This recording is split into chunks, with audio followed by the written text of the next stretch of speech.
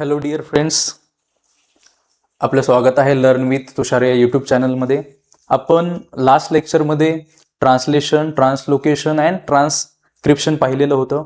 आता आपण या लेक्चरमध्ये म्हणजे त्याच्या अगोदरच्या लेक्चरमध्ये आपण म्युटेशन पाहिलेलं होतं आणि आता या लेक्चरमध्ये आपण पाहणार आहोत की इव्हॉल्युशन म्हणजे काय, त्याच्यानंतर थिअरी ऑफ इव्हॉल्युशन हे आपल्याला यामध्ये आज अभ्यास करायचा आहे. ओके, तर बघा, जर आपण सगळ्यात पहिल्यांदा विचार केला इव्हॉल्युशन, आता आपल्याला सगळ्यात पहिल्यांदा प्रश्न पडतो की इव्हॉल्युशन होत असताना म्हणजे नक्की काय काय घडत असतं. मग मराठीमध्ये बघा, जर तुम्हाला माहित असेल तर त्याला आपण बोलतो उत्क्रांती, नॉट क्रांती. अचानक एखादी गोष्ट घडत असेल तर त्याला आपण क्रांती बोलणार, आणि अचानक म्हणजे सडन चेंज होत असेल खूप मोठा तर त्याला आपण बोलणार आहोत काय, क्रांती. कुणाचं नाव नाही आहे क्रांती, तर अचानक घडलेली एखादी घटना असेल त्याला आपण क्रांती बोलतो. पण जर खूप काळ एखादी गोष्ट चालत असेल, त्याच्यामध्ये हळूहळू बदल होत असेल, तर त्याला आपण काय बोलणार आहोत, इव्हॉल्युशन बोलणार आहोत. तर त्याची डेफिनेशन आपल्याला एकतर 1 मार्कला विचारली जाते किंवा 3 मार्कला क्वेश्चन आपल्याला याच्यावरती आलेला बघायला मिळतो. Evolution is the gradual change occurring in a living organism over a long duration. मग कुणामध्ये चेंज होतोय, तर लिव्हिंग ऑर्गॅनिझम मध्ये आपल्याला चेंज झालेला बघायला मिळतो. म्हणजेच काय, खूप काळ जाऊन द्यावा लागतो त्याला. ग्रॅज्युअल चेंज म्हटलेले बघा, हळूहळू, अचानक होणार नाही, हळूहळू बदल होणार आणि आपल्याला कितीतरी दिवसांनी ते दिसणार आहे. This is a very slow going process through which development of organism is achieved. Development होणार आहे, ऑर्गॅनिझम त्याची डेव्हलपमेंट अचीव्ह करणार, पण त्याच्यासाठी आपल्याला तेवढा वेळ द्यावा लागणार आहे. अचानक कोणतीही गोष्ट आपल्याला मिळत नसते. Okay, all the stages in changes occurred in various components ranging from stars and planets. म्हणजे मग सगळ्या गोष्टी आहेत त्याच्यामध्ये. स्टारची निर्मिती कशी झाली, प्लॅनेटची निर्मिती कशी झाली, इथपासून आपल्याला सगळ्यांचा त्या ठिकाणी इव्हॉल्युशन झालेला स्टडी करावा लागतो. कशामध्ये, तर या बायोस्फिअरमध्ये हे प्रेझेंट आहे ऑन दी अर्थ. It should be included in the study of evolution. म्हणजेच काय की फक्त प्राण्यांचाच अभ्यास नाही, फक्त वनस्पतींचाच अभ्यास नाही, त्याच्याबरोबर वेगवेगळे प्लॅनेट्स त्या ठिकाणी इव्हॉल्व्ह झालेले होते, स्टार्स होते, यांचाही स्टडी आपल्याला याच्यामध्ये करावा लागतो. Formation of new species due to change in specific characters of several generation of living organisms as a response to natural selection is called as evolution. एखादी स्पीसीज निर्माण होत असताना त्याने त्याच्यामध्ये काही चेंजेस केले, म्हणजे नेचरने पण त्याला काही सिलेक्ट केलं, तो नेचरमध्ये फिट बसतोय की नाही, तो निसर्गाप्रमाणे वागतोय की नाही. जसं की आजकाल आपल्याला माणूस निसर्गाप्रमाणे वागताना दिसत नाही. हे बघा, हे आपल्याला कुठेतरी दिसतं की मानव काय करतोय, त्याला सांगितलेलं असतं की हे करू नको, मानव नक्की तेच करत असतो. तिथं जाऊ नको म्हटलं तो जाणारच आहे, हे खाऊ नको म्हटलं तर ते खाणारच आहे. या कुठेतरी गोष्टी इथं पण आपल्याला मॅटर करत असताना दिसतात का, तर निसर्ग त्याच व्यक्तीला निवडतो की जो त्याच्याशी एकरूप राहत असतो आणि मग तो आपल्याला त्या ठिकाणी सर्वाइव्ह होताना दिसत असतो. ओके, आता इव्हॉल्युशन मध्ये जर आपण आलो तर याच्यामध्ये जर सगळ्यात सुरुवातीला आपण बघितलं तर सिंगल सेल ऑर्गॅनिझम, एक पेशीय ऑर्गॅनिझम. बघा की आपल्याला काहीच माहित नव्हतं की कशापासून काय इव्हॉल्व्ह झालेलं असेल, तर त्याच्यामध्ये जर आपण विचार केला, बघा 3.5 बिलियन इयर्स ॲगो, मग त्याच्यामध्ये काय आहे, बॅक्टेरिया आहे, प्रोटोझोआ आहे, हे सिंगल सेल ऑर्गॅनिझम मध्ये येतात.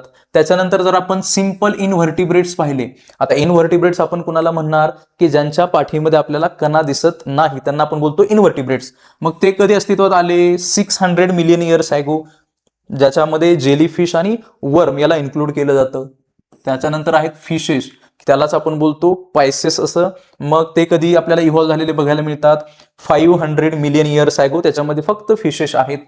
हा ॲम्फिबियन, नावामध्येच ॲम्फी म्हणजे बोथ, दोन्हीकडे राहणारा, बिया म्हणजे लँडवरती पण राहणारा, पाण्यामध्येही राहणारा, म्हणून त्याला ॲम्फिबियन. आणि तो कधी इव्हॉल्व्ह झालेला आपल्याला दिसतो 350 मिलियन इयर्स ॲगो. त्याच्यामध्ये कोण येतो, तर फ्रॉग येतो बघा. देन रेप्टाइल्स, सरपटणारे प्राणी, क्राउलिंग करत चालत असतात, ते प्राणी जर आपण पाहिले तर ते 310 मिलियन इयर्स ॲगो आपल्याला इव्हॉल्व्ह झालेले बघायला मिळतात. ज्याचं एक्झाम्पल आहे लिझार्ड, हे त्याचं आपल्याला एक्झाम्पल असलेलं बघायला मिळतं. असं जर आपण विचार केला तर नंतर पुढे येतात बर्ड्स. हे एका क्रमाने आपल्याला कुठेतरी इव्हॉल्व्ह झालेले प्राणी बघायला मिळतात.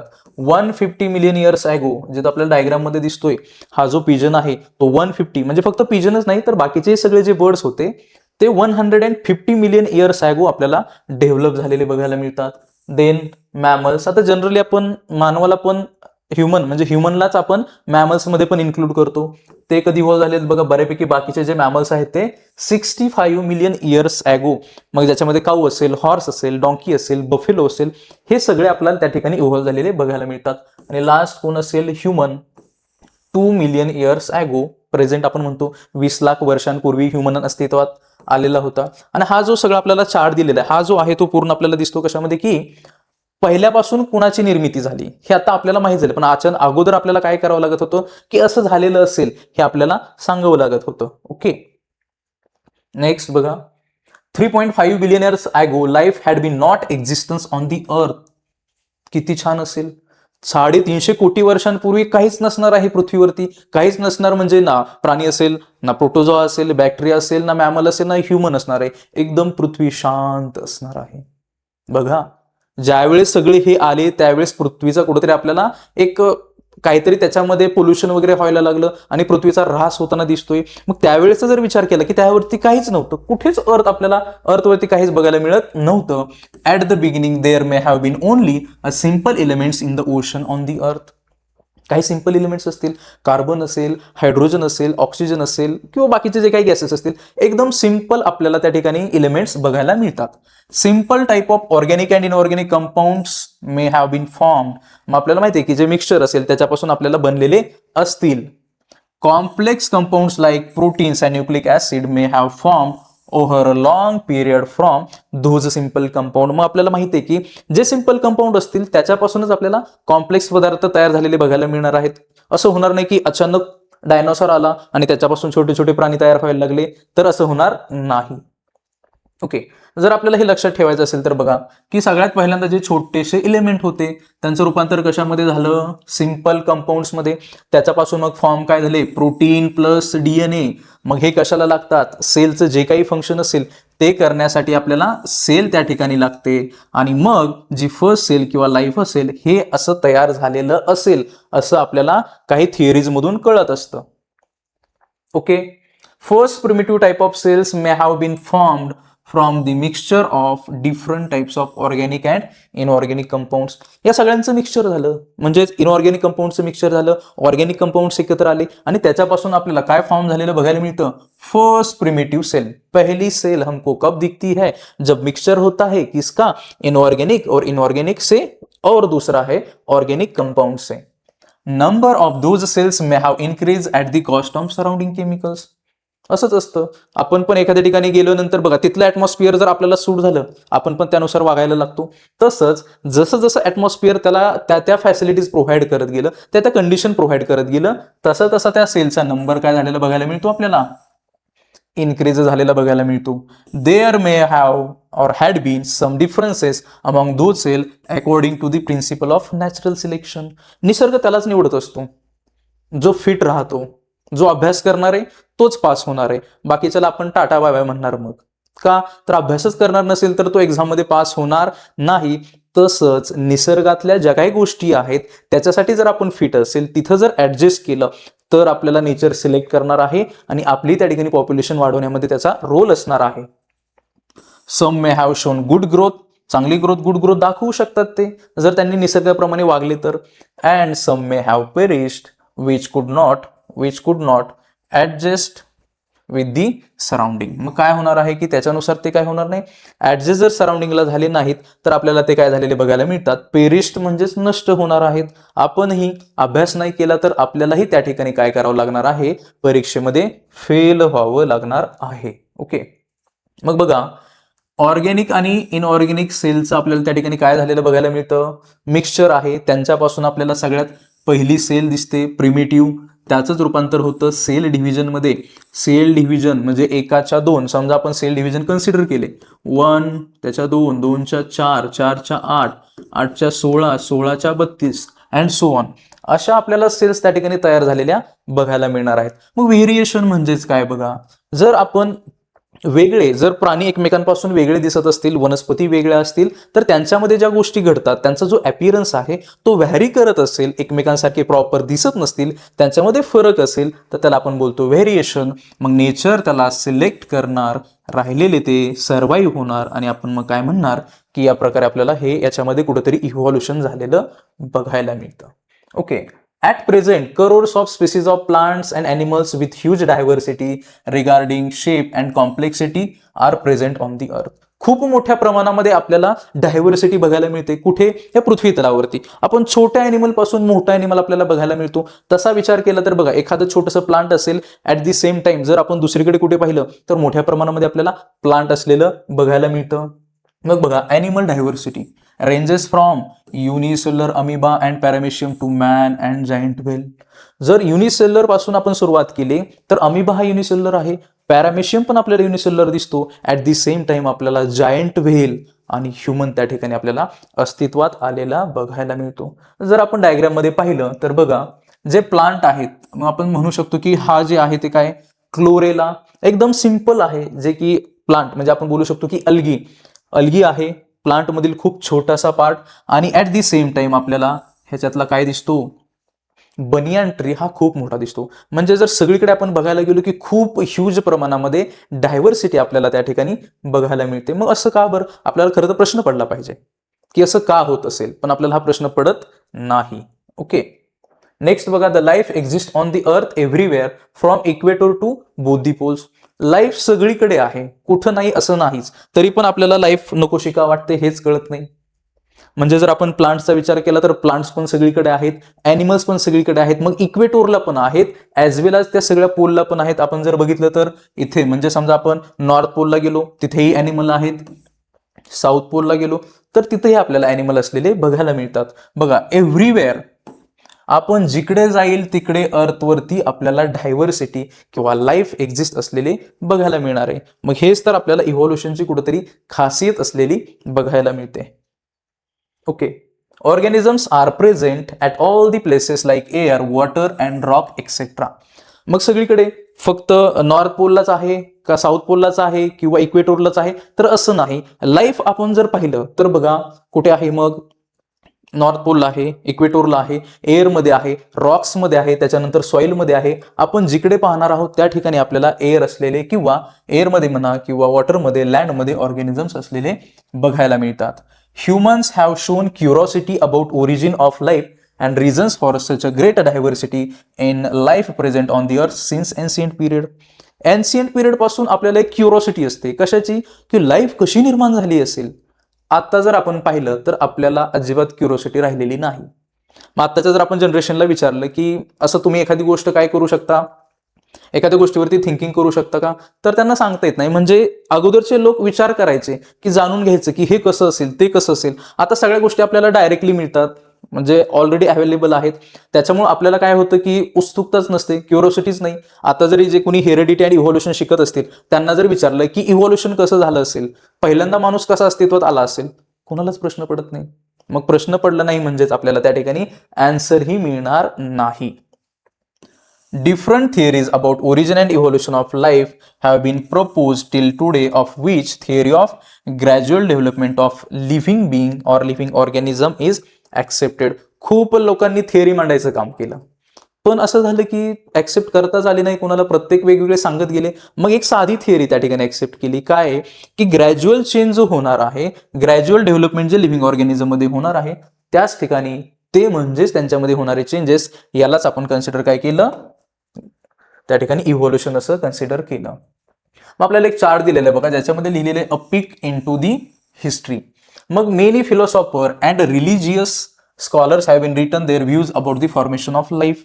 आपण जर प्रत्येक गोष्टीचा विचार केला, आजकाल असतं की प्रत्येक जण फिलॉसॉफर बनत असतो, किंवा आपला एक साधा डायलॉग आपण एखाद्याला बोलत असतो की काय जास्त फिलॉसॉफी करून राहिलास, असतं. पण एखादं कोणीतरी आपल्याला काहीतरी सांगत असेल तर माझं म्हणणं की आपण ते ऐकलं पाहिजे, जे की आपण ऐकत नाही. मग प्रत्येक फिलॉसॉफरने काय केलं की त्यांचं मत मांडलं कशावरती, फॉर्मेशन ऑफ लाईफ वरती. मग त्यांचं काय म्हणणं होतं, there seems to be through discussion over the formation of universe various cultures like Indian असेल, चायनीज, रोमन अँड ग्रीक. प्रत्येक कल्चरमध्ये त्यांनी त्या गोष्टी सांगितल्या की ह्युमन बिंग म्हणा किंवा प्लांट म्हणा हे इव्हॉल्व्ह कसे झालेले असतील हे त्यांनी त्यांच्या धर्मग्रंथामध्ये सांगण्याचा प्रयत्न केलेला होता. Various cultures have been noted different type of information about planet, the sun, पंचमहाभूते, लिव्हिंग ऑर्गॅनिझम. मग त्यांनी प्रत्येक संस्कृतीमध्ये जर आपण पाहिलं तर त्याच्यामध्ये मग पंचमहाभूते आहेत, त्याच्यानंतर प्लॅनेट्स असेल, स्टार्स असेल, लिव्हिंग ऑर्गॅनिझम असेल, यांच्याबद्दल त्या ठिकाणी पुरेपूर माहिती देण्याचा प्रयत्न केलेला आहे. And in the form of poetry, stories and religious or that sacred book.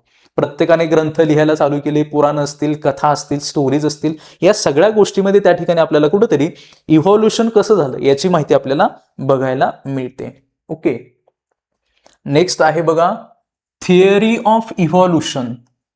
म्हणजेच काय की फक्त इव्हॉल्युशन हे प्राण्यांमध्येच होतं किंवा वनस्पतींमध्येच होतं असं आहे का? तर नाही. असं पण घडू शकतं बघा, काही विद्यार्थी जर त्याने त्याच्यामध्ये हळूहळू चेंज केला आणि स्वतःमध्ये प्रोग्रेस घडवून आणली तर तेही एक प्रकारचे इव्हॉल्युशन आहे. आपल्याला हे विद्यार्थी करताना बघायला मिळत नाहीत. आता का करत नाहीत हे त्यांनाच माहिती आहे. मग जर तुम्ही हा व्हिडिओ पाहत असाल तर जे विद्यार्थी अभ्यास करत नसतील त्यांनाही कुठेतरी सोबत घ्या आणि त्यांनाही हा व्हिडिओ दाखवा, जेणेकरून काय करणार आहेत, थोडा अभ्यास करत असतील तर तुमच्याही रिलेशनमुळे ते सगळे अभ्यास करायला लागतील. याच्यासाठी काय करावं लागतं बघा की विद्यार्थी दशेत असताना आपल्याला थोडीशी तरी चुणूक लागली पाहिजे की आपल्याला काहीतरी भविष्यामध्ये करायचंय, काहीतरी आपल्या डोक्यामध्ये एखादं गोल आहे, आपल्याला ते अचीव करायचंय आणि जोपर्यंत आपण गोल आपलं किंवा टार्गेट पूर्ण करत नाही तोपर्यंत थांबायचं नाही. आपण काय करतोय, गोल आपल्याला लांब दिसलं की अगोदरच थांबतो. तर आपल्याला हे करायचं नाही. गोल निश्चित करा. एकदा गोल निश्चित केल्यानंतर त्याच्या दिशेने वाटचाल करा नेहमीच आणि हमेशा. तुम्हाला तुमचं ते एम मिळाल्याशिवाय राहणार नाही. अकॉर्डिंग टू दिस थिअरी, मग ही थिअरी काय सांगते? First living material that is protoplasm have been formed in the ocean. सांगितलं या थिअरीने. कुठल्या थिअरीने? थिअरी ऑफ इव्हॉल्युशनने की पहिला जीव, पहिला सेल किंवा फर्स्ट सेल फॉर्म होण्याच्या अगोदरचा पार्ट किंवा जो सबस्टन्स असेल तो प्रोटोप्लाझम कुठे फॉर्म झालेला बघायला मिळतो? तर ओशन. बघा मग ओशन आणि सी मध्ये फरक आहे. ओशन हा लार्ज असतो ॲज कम्पेअर टू एरिया आणि सी असेल तर तो आपल्याला कुठेतरी स्मॉल एरिया असलेला बघायला मिळतो. In due course of time unicellular organism was formed.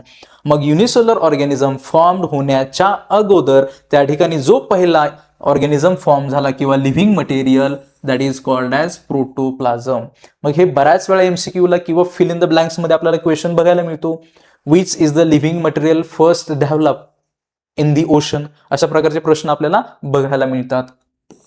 Gradually changes occurred in the unicellular organism from which larger and more complex organism were formed.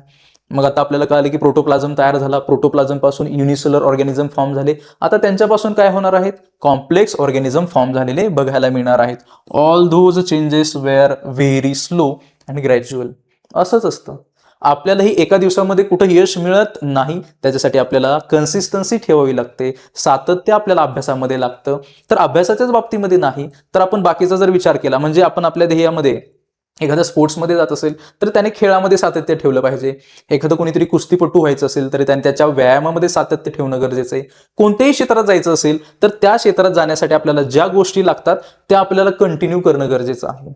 आणि त्याच्यामध्ये जर कुठेतरी आपल्याला गॅप पडलेला बघायला मिळाला तर आपण तिथपर्यंत पोहोचण्याचा किंवा जो लास्ट आपलं डेस्टिनेशन आहे तिथपर्यंत पोहोचण्याला आपल्याला कुठेतरी अडसर निर्माण झालेला आपल्याला बघायला मिळणार आहे. तसंच प्राण्यांमध्ये हळूहळू चेंजेस होत गेले आणि फायनली आपल्याला ऑर्गॅनिझम फॉर्म होताना बघायला मिळतो.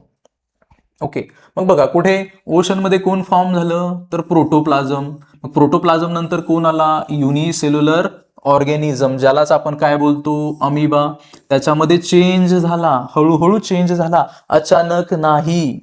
आणि मग त्या युनिसेल्युलर ऑर्गॅनिझम पासून कॉम्प्लेक्स ऑर्गॅनिझम फॉर्म झाले. मग कोण असतील? प्लांट्स असतील, ॲनिमल्स असतील. आहेत प्लांट्स आणि ॲनिमल नंतर कोण सुरू झालेला किंवा कोण इव्हॉल्व्ह झालेला? तर ह्युमन. कारण आपल्याला प्रश्न पडलेला असतो फक्त ह्युमनच कसा तयार झाला?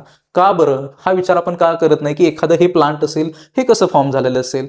जसं की ग्रास आपण म्हणतो किंवा काँग्रेस असेल, याच्याबद्दल आपल्याला प्रश्न पडत नाही की ते कसं फॉर्म झालेलं असेल. आपल्याला एकच प्रश्न असतो की माणूस कसा तयार झाला. तो पण आपल्याला कधी कधी पडत नाही. तो आपल्याला प्रश्न पडला पाहिजे, जे की आपल्याला पडत नाही. आपल्याला बाकीचेच प्रश्न खूप पडत असतात जे कुठल्याच कामाचे नसतात. कामाचे प्रश्न आपल्याला कधीच पडत नाहीत. जे बिनकामाचे प्रश्न असतात ते नेहमी आपल्याला प्रश्न येताना दिसतात. Okay, duration of all this changes is at almost 300 crore years. आणि मग एवढा सगळा आपल्याला चेंज होताना दिसतो. कुठे? मग ओशन असेल, प्रोटोप्लाझम असेल, युनिसेलर ऑर्गॅनिझम पासून कॉम्प्लेक्स ऑर्गॅनिझम फॉर्म होण्याची जी प्रोसेस आहे याच्यासाठी खूप वर्ष लागले. 300 करोड पर्यंत ते वर्ष लागलेली आहेत. Changes and development in living organism had been all round and multi-dimensional, and this led to evolution of different type of organisms. एकच प्रकारचा फॉर्म झाला का? तर नाही. असे वेगवेगळ्या प्रकारचे ॲनिमल आपल्याला फॉर्म झालेले बघायला मिळतात. म्हणजे ऑलराऊंड.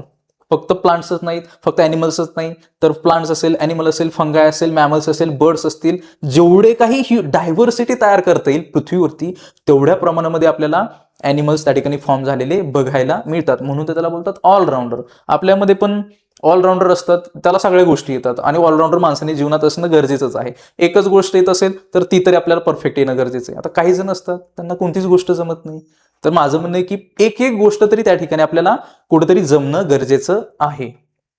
आणि मग हे जो 3 डायमेन्शनल म्हणा किंवा मल्टी डायमेन्शनल म्हणा, हे जे काही यांचं ऑर्गनायझेशन होतंय की ॲनिमल तयार होत आहेत, this overall process is called as evolution which is organisational. म्हणजे ऑर्गनायझेशनल म्हणजे त्या त्या टप्प्याने एक एक घडत आहे. अचानक युनिसेल्युलर पासून डायनासॉर तयार झाला का? तर नाही. युनिसेल्युलर, त्याच्यानंतर मल्टीसेल्युलर, जास्त जास्त स्पीसीज असा आपल्याला मोठा ॲनिमल तयार झालेला बघायला मिळतो. Progressive development of plants and animals from the ancestor having different structural and functional organization is called as evolution. मग त्यांच्यामध्ये चेंज होत असताना प्रोग्रेसिव्ह चेंज झाली ॲनिमलमध्ये, प्लांटमध्ये, आणि मग हा जो इफेक्ट असेल म्हणजे त्यांच्या अँसेस्टर पासून अचानकच नवीन सेल तयार होणार नाही. त्याच्यासाठी एखादी कोणीतरी अर्लियर सेल पाहिजे ना. जर नसेल तर नेक्स्ट जनरेशन येणार नाही.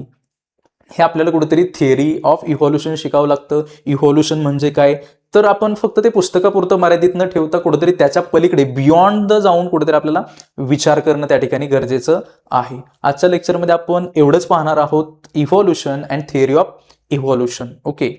जर तुम्हाला हे टीचिंग केलेलं समजत असेल तर तुम्ही नक्कीच त्या ठिकाणी कमेंटमध्ये मला कळवा की काही गोष्टी किंवा तुमचे काही सजेशन्स असतील तर त्या ठिकाणी कमेंट बॉक्समध्ये तुम्ही त्या ठिकाणी लिहा की काही एक्स्ट्रा अजून गोष्टी हव्या असतील. आपल्याकडे काय काय स्टुडंट्सला प्रोव्हाइड होणार आहे बघा. नोट्स ज्या आहेत त्या नोट्स आपल्याला PPTच्या फॉर्ममध्ये मिळतील, त्याच्यानंतर PDF फॉर्ममध्ये मिळणार आहेत, अजून PYQ ही सर्वांना मिळणार आहेत. आणि दररोज आपल्याला सायन्स 1 ॲज वेल एज सायन्स 2 याचे सगळे लेक्चर्स आपण या ठिकाणी कव्हर करणार आहोत. ज्या गोष्टी विद्यार्थ्यांना हव्या आहेत बघा, PYQला काय बोललं जातं की ग्रंथ बोलला जातो. PYQ जर आपल्याकडे असेल, इझिली आपण कोणतीही गोष्ट काय करू शकतो? क्रॅक करू शकतो. मग हे जे आपण काय करणार आहोत विद्यार्थ्यांसाठी, तुमच्यासाठी, सगळ्यांसाठी ते प्रोव्हाइड करणार आहोत. तुम्ही फक्त कमेंटमध्ये सांगा की काही गोष्टींची आवश्यकता असेल तर. आणि तुम्हाला जर हे टीचिंग आवडत असेल तर शेअर करा, सबस्क्राईब करा. आणि जे विद्यार्थी खरंच तुमचे फ्रेंड्स असतील, अभ्यासापासून कुठेतरी दूर गेलेले असतील तर त्यांनाही या प्रवाहात कुठेतरी आणण्याचा प्रयत्न करा. आणि तुम्ही हा व्हिडिओ कुठून पाहत आहात हे सुद्धा त्या ठिकाणी कमेंट बॉक्समध्ये टाईप करा. ओके. राहिलेला पाठ आपण नेक्स्ट लेक्चरमध्ये पाहणार आहोत. थँक्यू.